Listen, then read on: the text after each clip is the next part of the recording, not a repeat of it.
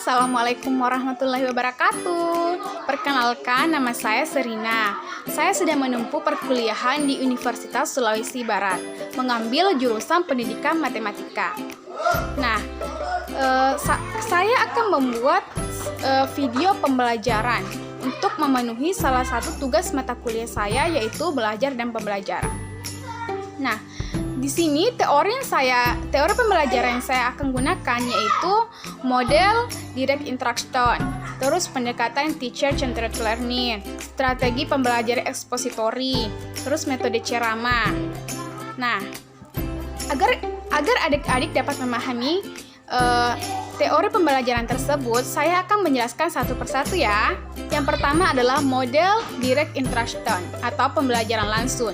Adalah model instruksional yang terstruktur, runtuh, dan dipimpin oleh guru, dan penyajian materi kepada siswa oleh guru dilakukan dengan cara demonstrasi atau ceramah.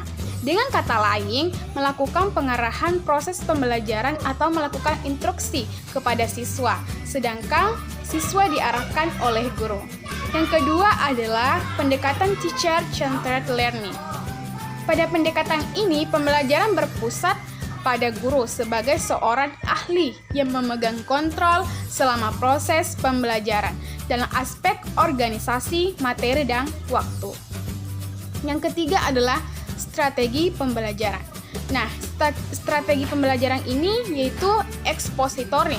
Strategi pembelajaran ekspositori adalah strategi pembelajaran yang menekankan kepada proses penyampaian materi secara verbal dari seorang guru kepada sekelompok siswa dengan maksud agar siswa dapat menguasai materi pelajaran secara optimal. Yang keempat adalah metode ceramah. Nah, metode ceramah yang dimaksud adalah penerangan dan penuturan secara lisan oleh guru terhadap semua siswanya. Murid akan mendengarkan dengan teliti dan mencatat hal-hal pokok dengan menggunakan alat bantu mengajar atau disebut dengan media oleh guru. Nah, teknik yang digunakan yaitu guru memaparkan materi secara lisan, kemudian siswa mendengarkan materi yang telah disampaikan oleh guru. Nah, langsung saja kita simak videonya adik-adik. Assalamualaikum warahmatullahi wabarakatuh. Materi yang kakak akan bahas yaitu bilangan bulat dan pecahan. Adapun kompetensi dasar yang harus dicapai, yang pertama adalah menjelaskan apa itu bilangan bulat dan pecahan. Yang kedua adalah menunjukkan contoh bilangan bulat dan pecahan. Lalu yang ketiga adalah menghitung bilangan bulat dan pecahan. Adapun indikator pembelajaran yang harus dicapai, yang pertama adalah siswa dapat menjelaskan apa itu bilangan bulat dan pecahan. Yang kedua adalah siswa dapat menunjukkan contoh bilangan bulat dan pecahan. Yang ketiga adalah siswa dapat menghitung bilangan bulat dan pecahan. Nah, sebelum kita memasuki pembahasan materi, terlebih dahulu kita berdoa dulu ya adik-adik, agar adik-adik dapat mudah paham dalam materi tersebut. Langkah yang pertama yaitu bilangan bulat. Nah, bilangan bulat dan lambangnya. Sebelumnya kalian telah mempelajari beberapa macam bilangan, antara lain yaitu bilangan asli, yaitu 1, 2, 3, 4, 5, dan seterusnya.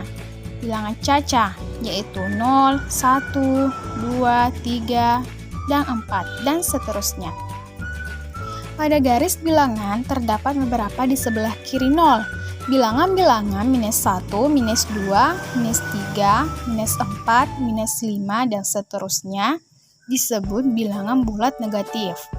Bilangan-bilangan di atas 0 yaitu 1, 2, 3, 4, 5 disebut bilangan bulat positif. Himpunan bilangan bulat positif 0 dan bilangan bulat negatif membentuk himpunan bilangan bulat. 0 adalah bilangan bulat, bilangan yang tidak positif dan tidak negatif. Bilangan bulat yaitu minus 3, minus 2, minus 1, 0, 1, 2, 3, dan seterusnya. Sekarang kita masuk ke penjumlahan dan pengurangan bilangan bulat ya adik-adik. Nah, untuk sembarang bilangan bulat A dan B berlaku 1. A ditambah minus B sama dengan A dikurang B. 2. Minus A ditambah B sama dengan minus dalam kurung A dikurang B jika A lebih dari B. 3. Minus A ditambah B sama dengan B dikurang A jika B lebih dari A. 4. Minus A ditambah minus B sama dengan minus dalam kurung A ditambah B jika kedua-duanya bilangan negatif. Kita masuk ke contoh soalnya. 1. 8 ditambah minus 3 sama dengan 8 dikurang 3 sama dengan 5. Yang kedua, minus 27 ditambah 12 sama dengan minus dalam kurung 27 dikurang 12 sama dengan minus 15. Yang ketiga, minus 19 ditambah 29 sama dengan 29 dikurang 19 sama dengan 10.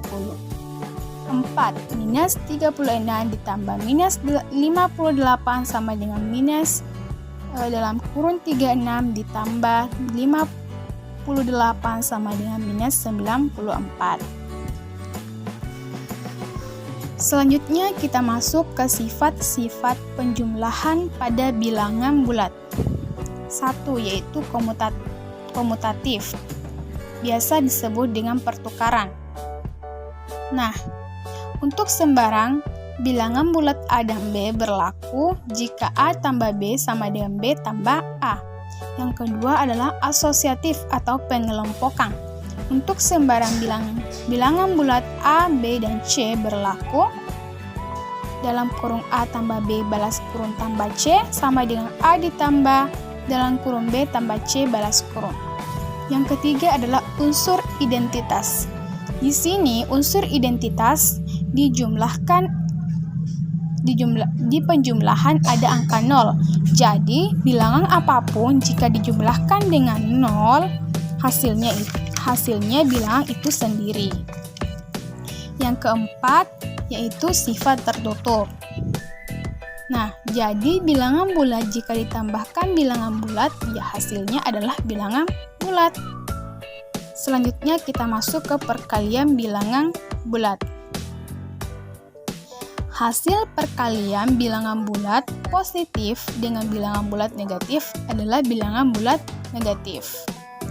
Hasil perkalian bilangan bulat negatif jika dikalikan dengan bilangan bulat positif, maka hasilnya adalah bilangan bulat negatif.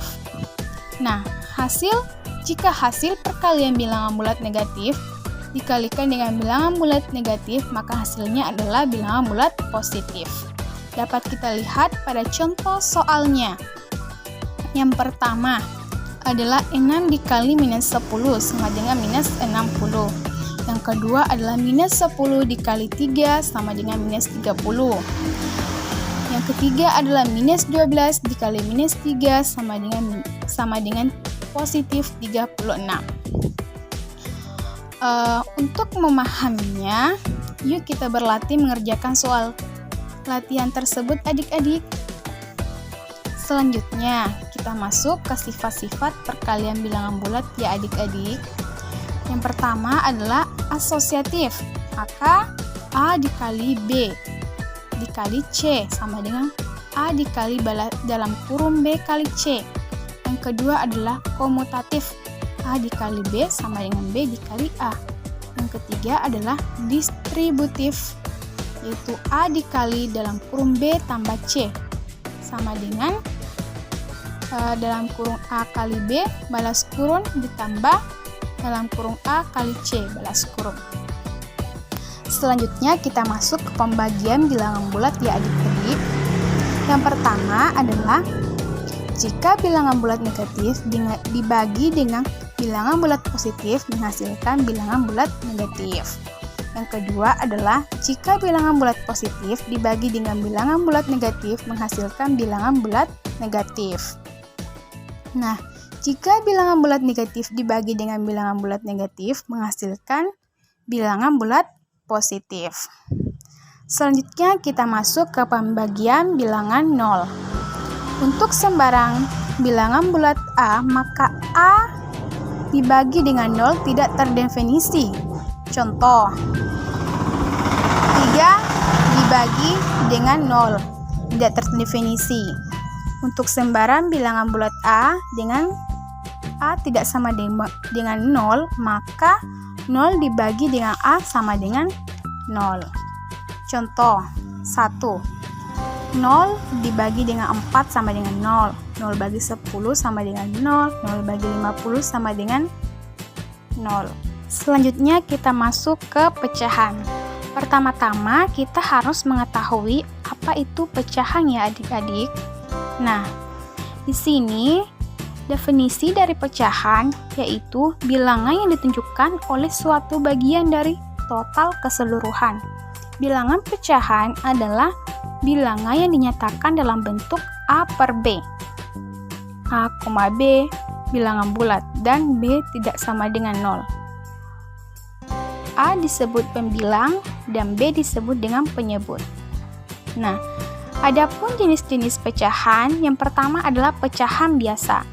Pecahan biasa adalah pecahan yang pembilangnya lebih kecil dari penyebutnya. Contohnya, 5/6, 2/5, 3/7. Yang kedua adalah pecahan campuran, yaitu pecahan yang terdiri dari bilangan bulat dan bagian pecahan biasa. Contohnya, 2 5/6, 4 2/5, 5 3/8, dan masih banyak lagi. Yang ketiga adalah pecahan desimal, yaitu pecahan yang ditulis dengan tanda koma. Contohnya 0,35, 1,05, 2,4. Yang keempat adalah persen, yaitu pecahan dengan penyebut 100 dilambangkan dengan persen. Contohnya 5% artinya 5/100, 24% artinya 24/100. Yang kelima adalah per mil, yaitu pecahan dengan penyebut 1000 dilambangkan dengan per mil. Contohnya 11 per mil artinya 11/1000. Selanjutnya mengubah bilangan pecahan. Yang pertama adalah mengubah pecahan biasa menjadi pecahan desimal. Dapat kita perhatikan adik-adik, kalau pembaginya 10, maka 1 desimal. Dan kalau pembaginya 100, maka 2 desimal. Dapat kita lihat contohnya. Yang kedua adalah mengubah pecahan desimal menjadi pecahan biasa.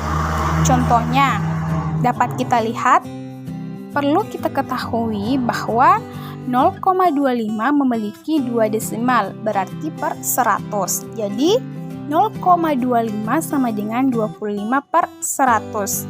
Kemudian kita sederhanakan dengan masing-masing dibagi 25 menjadi 1/4.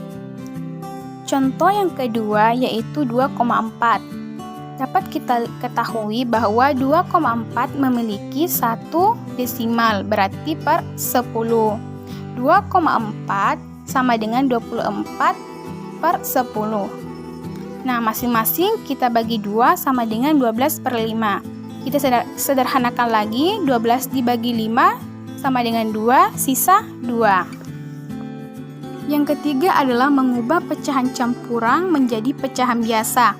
Contohnya, 2 5/6, yaitu 2 dikali 6 ditambah 5/6, sama dengan 17/6. Selanjutnya, silakan adik-adik mengerjakan soal latihannya ya. Di video pembelajaran yang dapat saya sampaikan, semoga adik-adik dapat memahami materi tersebut. Dan jangan lupa kerjakan soal latihan yang sudah dipaparkan tadi ya. Kakak memohon maaf jika ada kesalahan dalam pembuatan video tersebut. Saya pamit dengan ucapan Assalamualaikum warahmatullahi wabarakatuh. Dadah!